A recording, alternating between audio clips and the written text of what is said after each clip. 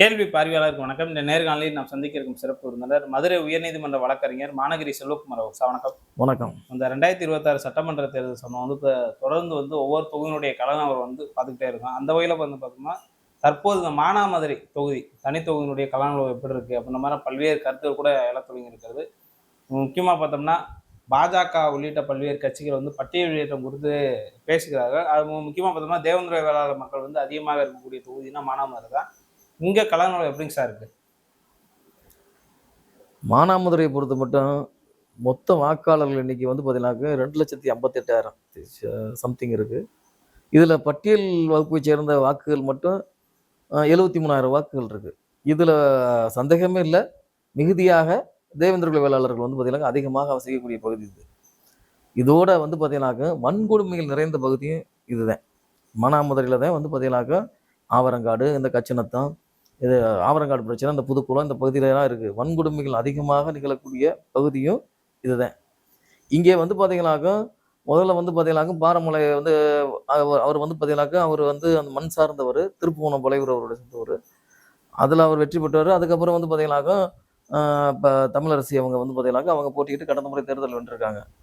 இப்போ பார்த்தீங்கன்னாக்கா இந்த தேர்தலில் போட்டியிடக்கூடிய நபர்கள் அனைவருமே 100% பார்த்தீங்கன்னாக்கா தேவேந்திர வேளாளர்கள் போட்டியிடுறதாக தெரியுது.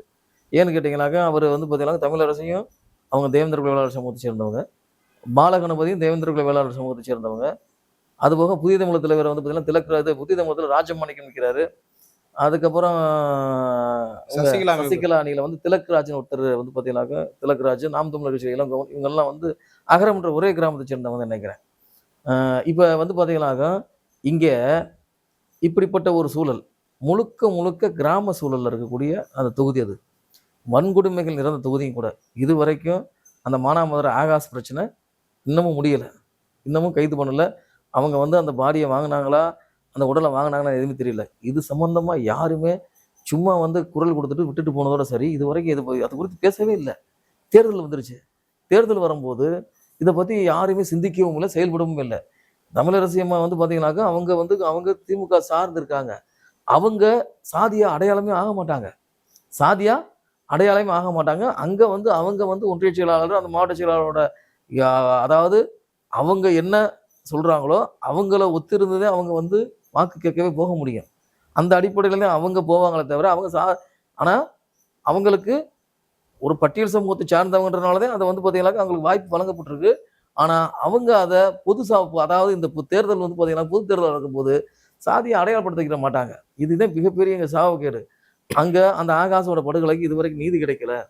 இந்த சூழலில் பாரதிய ஜனதா கட்சி பார்த்தீங்களா, அதில் பார்த்தீங்கன்னாக்க கிட்டத்தட்ட ஒரு 5 தொகுதி 6 தொகுதியை நம்ம நினைக்கிறேன். இது தனித்தொகுதியில் பார்த்தீங்கன்னாக்கா ஒரே ஒரு தொகுதி தான் பாலகணபதி கொடுத்துருக்காங்க. ஏற்கனவே அவருக்கு பார்த்தீங்கன்னாக்கா வாய்ப்பு திருப்பி அவருக்கு வழங்கப்பட்டிருக்கு.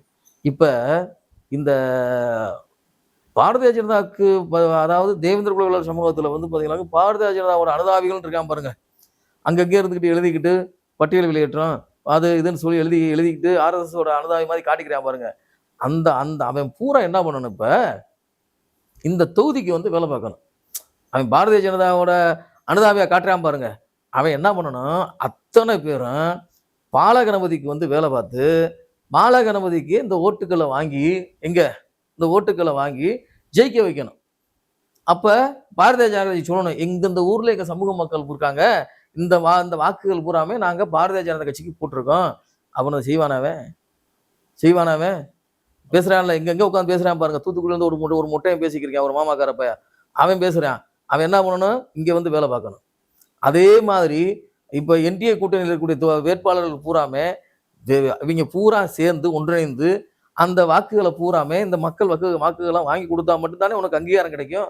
இங்கேயே ஒரு அதாவது எப்பயுமே தனித்தொகுதியை பொறுத்த மட்டும் பட்டியலின மக்களோட வாக்குகள் சிதறும் போது அங்கே தீர்மானிக்கக்கூடிய சக்தியாக மாறக்கூடியது பிற்படுத்தப்பட்ட மக்கள், முற்படுத்தப்பட்ட மக்கள். அதாவது பட்டியல் சாராத அட்டவணை பட்டியலில் பிற்படுத்தப்பட்ட மிகவும் பிற்படுத்தப்பட்ட மக்களோட அவங்களோட முடிவு தான் அங்கே பார்த்தீங்கன்னா அவங்க யாரை சார்ந்து அவங்க வாக்களிக்கிறாங்க அவங்க வெற்றி பெற முடியும். இதுதான் நிதர்சனம் உண்மை.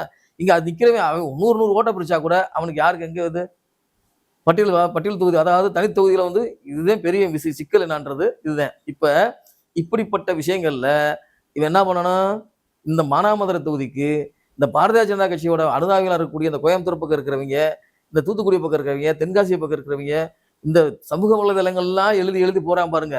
போய் எங்கேயோ தாய் தகப்பனை விட்டுட்டு போய் இது அங்கிட்டு போய் எங்கேயாவது புலப்படுத்துறான் பாருங்க. அவன் பூரா மலேசியால இருந்துலாம் ஒருத்தன் எழுதுறான்.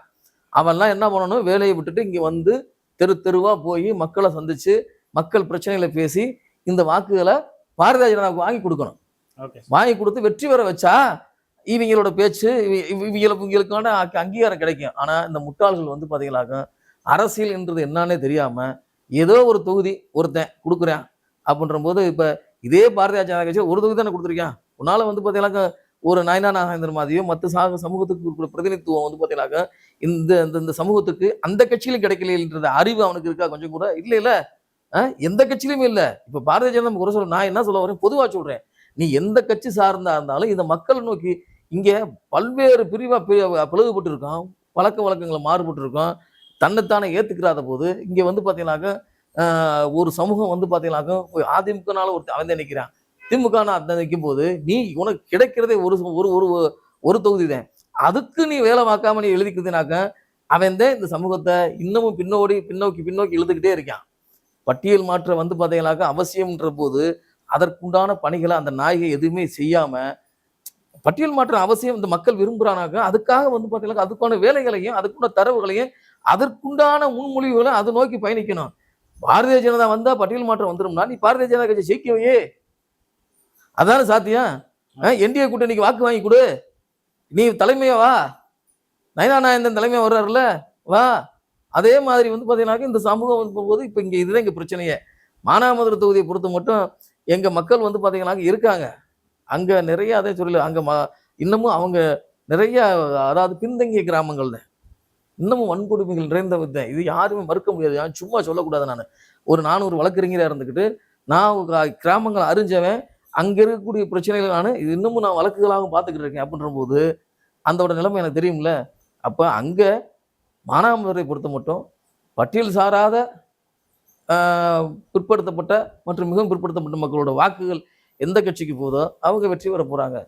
இதுதான் உண்மை. இல்லைங்க சார், இப்போதைக்கு சூழல் எப்படிங்க சார் இருக்கு? அந்த கல நிலவரம்லாம் எப்படிங்க சார்? புதிய தலைமுறை வந்து தனித்து போட்டியிடுது, அந்த மாதிரி பல்வேறு அமைப்புகள்லாம் போட்டி பெரிய தாக்கத்தை ஏற்படுத்த முடியாதுங்க, எனக்கு தெரியும்.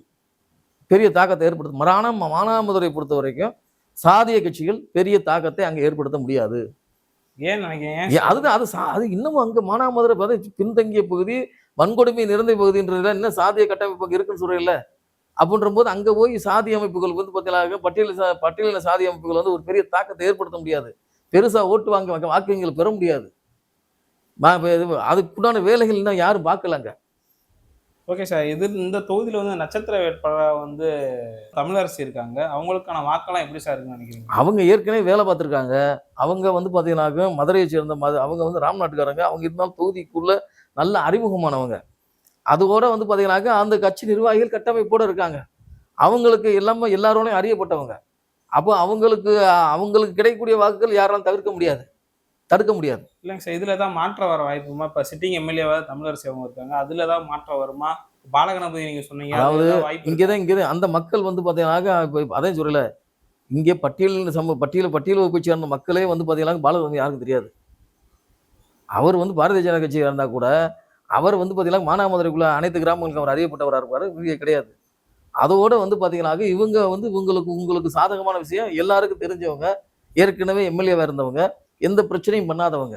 அப்போ அவங்கள மாதிரி அந்த பட்டியல் இல்லாத அந்த மிகவும் பிற்படுத்தப்பட்ட மக்களோட வாக்குகள் எங்கு போகுதோ அவங்க ஜெயிக்க போறாங்க. ஓகே சார், நன்றி. நன்றி.